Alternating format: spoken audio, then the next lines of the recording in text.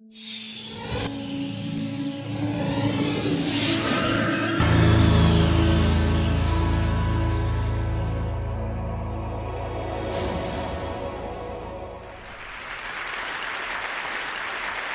welcome. It's been reported that Wikileaks, your baby, has, in the last few years, has released more classified documents than the rest of the world's media combined. Can that possibly be true? Yeah, can it possibly be true? It's a worry, isn't it? That the rest of the world's media is doing such a bad job that a little group of activists is able to release more of that type of information than the rest of the world press combined.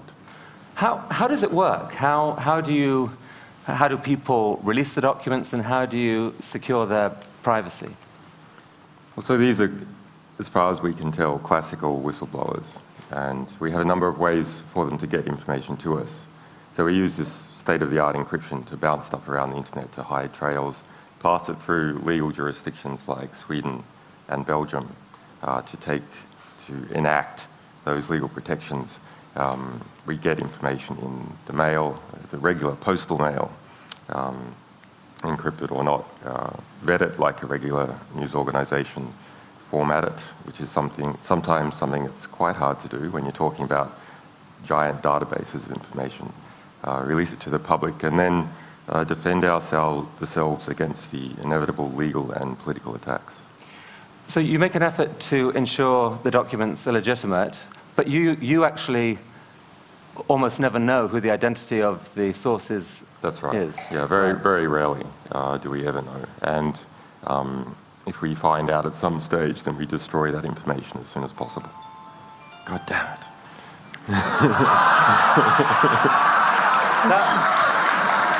I think that's the CIA asking what the code is for a TED membership. So let's take an example. Actually, this is something you leaked a few years ago. If we can have this document up. So this was a story in Kenya a few years ago. Can you tell us what you leaked and what happened? So this is the Kroll report. This was a secret intelligence report commissioned by the Kenyan government after its election in 2004. Prior to 2004, Kenya was ruled by Daniel Arap Moi for about 18 years. He was a soft dictator of Kenya. And when Kibaki got into power through a coalition of forces that were trying to clean up corruption in Kenya, they commissioned this report, spent about £2 million on this and an associated report. And then the government sat on it and used it for political leverage over Moi, who was the richest man, still is the richest man in Kenya. It's the holy grail of Kenyan journalism. So I went there in 2007, and we managed to get hold of this just prior to the election, the national election, December 28. When we released that report, we did so 3 days after the new president, Kibaki, had decided to pal up with the man that he was going to clean out, Daniel Arap Moi. So this report then became a dead albatross around President Kibaki's neck. And I mean, to cut a long story short, word of the report leaked into Kenya, not from the official media, but indirectly. And in your opinion, it actually shifted the election. Yeah, so this became front page of The Guardian and was then printed in all the surrounding countries of Kenya, in Tanzania and South African press. And so it came in from the outside, and that, after a couple of days, made the Kenyan press feel safe to talk about it. And it ran for 20 nights straight on Kenyan TV, shifted the vote by 10%, according to a Kenyan intelligence report, which changed the result of the election.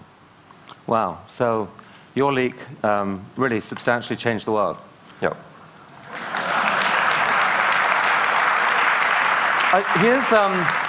We're going to just show a short clip from this Baghdad airstrike video. The video itself is longer, but here's a short clip. This is intense material, I should warn you.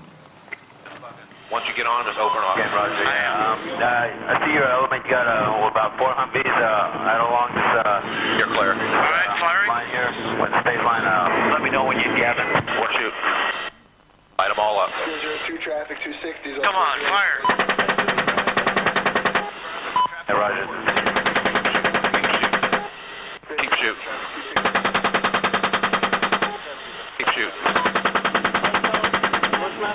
Bushmaster 2-6. We need to move time now. All right, we just engaged all 8 individuals. Now we got 2 Americans. We're still firing. Roger. Got him. 6 is a 2-6. We'll move, but we got 13. Oh, I'm sorry. Well, I was bypass. God damn it, Kyle. All right. I hit him. So, what was the impact of that? The impact on the people who worked on it was severe. We ended up sending 2 people to Baghdad to further research that story. So this is just the first of 3 attacks that occur in that scene. I mean, 11 people died in that attack, right, including 2 Reuters employees? Yeah, 2 Reuters employees, 2 young children were wounded. There were between 18 and 26 people killed altogether. And releasing this caused widespread outrage. What was the key element of this that actually caused the outrage, do you think?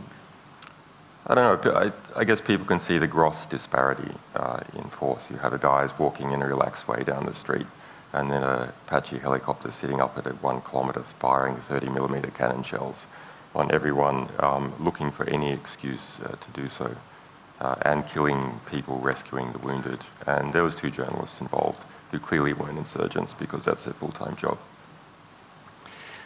I mean, there's been this US intelligence analyst, Bradley Manning, arrested, and it's alleged that he confessed in a chat room to have leaked this video to you, along with 280,000 classified US embassy cables. I mean, did he? Well, we have denied receiving those cables. He has been charged about 5 days ago with obtaining 150,000 cables and releasing 50. We have released early in the year a cable from the Reykjavik US Embassy, but this is not necessarily connected. I mean, I was a known visitor of that embassy. I mean, if you did receive thousands of US Embassy diplomatic cables... We would have released them. Yeah. You would? Yeah. Because? Well, because these sort of things reveal what the true state of, say, Arab governments are like, the true human rights abuses in those governments. If you look at declassified cables, that's the sort of material that's there. So let's talk a little more broadly about this. I mean, in general, what's your philosophy? Why is it right to encourage leaking of secret information? Yeah, well, there's a question as to what sort of information is important in the world. What sort of information can achieve reform? And there's a lot of information. So information that organizations are spending economic effort into concealing, that's a really good signal that when the information gets out, there's a hope of it doing some good. Because the organizations that know it best, that know it from the inside out, are spending work to conceal it. And that's what we've found in practice, and that's what the history of journalism is. But are there risks with that, either to the individuals concerned or indeed to society at large, where leaking can actually have an unintended consequence? Yeah, not that we've seen anything we've released. I mean, we have a harm minimization policy. We have a way of dealing with information that has sort of personally identifying information in it. But there are legitimate secrets. You know, your records with your doctor, that's a legitimate secret. But we deal with whistleblowers that are coming forward that are really sort of well motivated.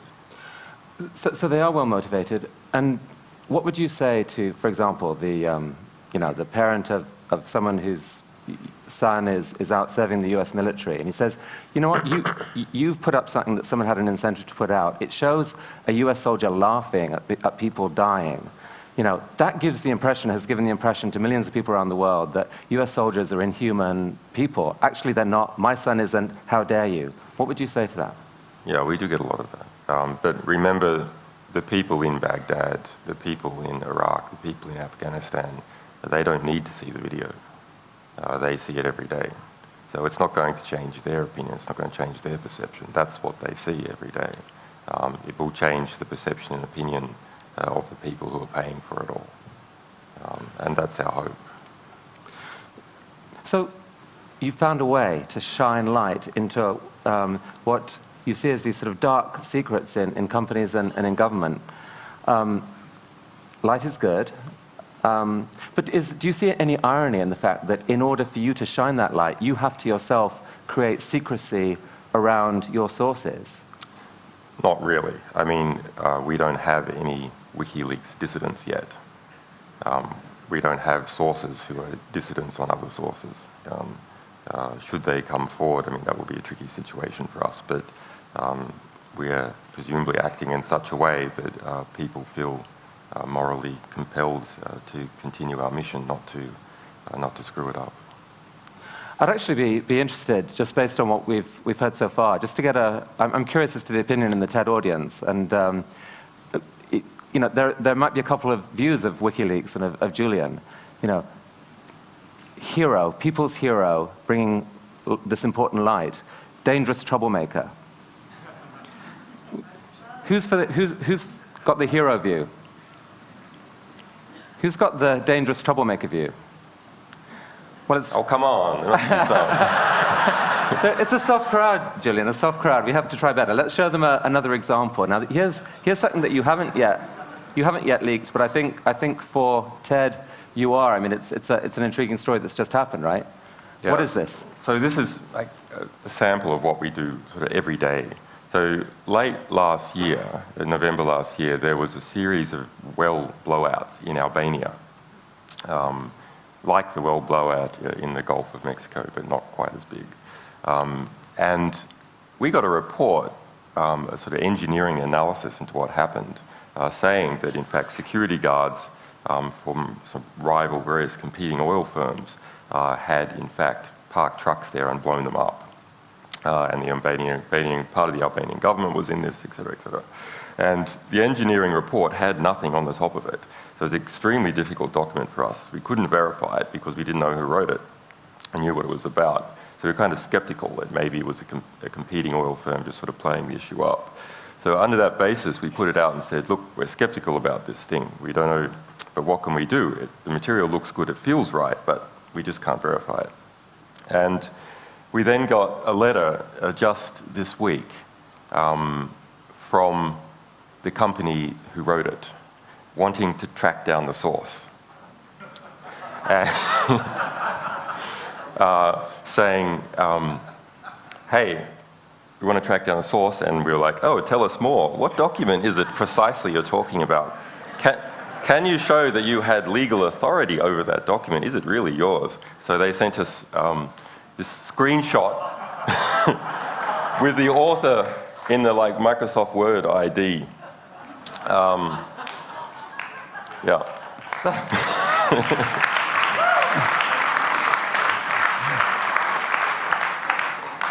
That's happened quite a lot, though. This is like one of our methods of identifying, verifying what material is to try and get these guys to write letters. Yeah. Have you had information from inside BP? Yeah, we have a lot, but I mean, at the moment, we are undergoing a sort of serious fundraising and engineering effort. So our publication rate is, over the past few months, has been sort of minimized while we're re-engineering our back systems for the phenomenal public interest that we have. That's a problem. I mean, like any sort of growing startup organization, we are sort of overwhelmed by our growth, and that means we're getting enormous quantity of whistleblower disclosures of a very high caliber, but don't have enough people to actually process and vet this information. So that's the key bottleneck, basically journalistic volunteers and or the funding of journalistic salaries. Yeah, yeah. Right. And trusted people. I mean, we're an organization that is hard to grow very quickly because of the sort of material we deal with. So we have to restructure in order to have people who would deal with the highest national security stuff and then lower security cases. So help us understand a bit more about you personally and how you came to do this. And I think I read that as a kid, you went to 37 different schools. Can that be right? You know, my parents were in the movie business and then on the run from a cult. So the combination between the two. I mean, a psychologist might say that's a recipe for breeding paranoia. What, the movie business? Exactly.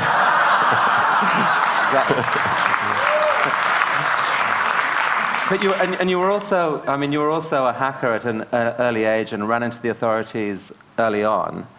Well, I was a journalist. You know, I was a very young journalist activist at an early age. I wrote a magazine and was prosecuted for it when I was a teenager.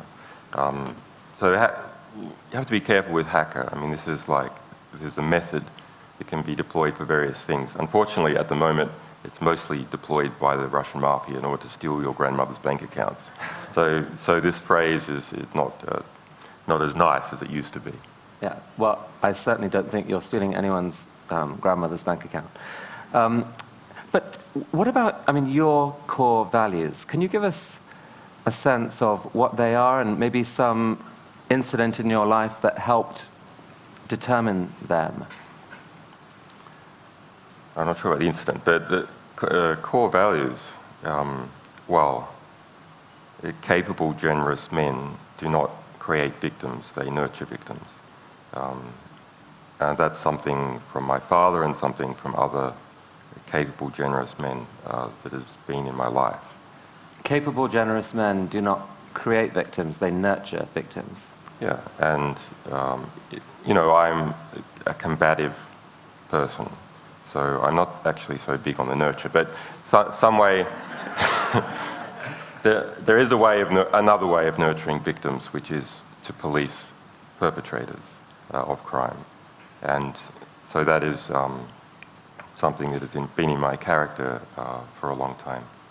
So just tell us very quickly in the last minute that's remaining, what happened in Iceland? You basically published something there, ran into trouble with the bank. The news service there was injuncted from running the story. Instead, they publicized your site. That made you very high profile in Iceland. What happened next? Yeah, so this is a great case. You know, Iceland went through this financial crisis. It was the hardest hit of any country in the world. Its banking sector was 10 times the GDP of the rest of the economy. Anyway, so we released this report in July last year, and the national TV station was injuncted 5 minutes before it went on air, like out of a movie. Injunction landed on the news desk, and the newsreader was like, this has never happened before, what do we do? Well, we just show the website instead for all that time as a filler. And we became very famous in Iceland, went to Iceland and spoke about this issue. And there was a feeling in the community that should never happen again. And as a result, working with Icelandic politicians and some other international legal experts, we put together a new sort of package of legislation for Iceland to sort of become an offshore haven for the free press, with the strongest journalistic protections in the world, with a new Nobel Prize for freedom of speech. Iceland's a Nordic country, so like Norway, it's able to tap into the system. And just a month ago, this was passed by the Icelandic parliament unanimously. Wow. So, last question, Julian. When you think of the future then, do you think it's more likely to be Big Brother exerting more control, more secrecy, or us watching Big Brother, or it's just all to be played for either way? I'm not sure which way it's going to go. I mean, there's enormous pressures to harmonize freedom of speech legislation and transparency legislation around the world, within the EU, between China, the United States. Which way is it going to go? It's hard to see. That's why it's a very interesting time to be in, because with just a little bit of effort, we can shift it one way or the other. Well, it looks like I'm reflecting the audience's opinion to say, Julian, be careful and all power to you. Thank you, Chris. Thank you.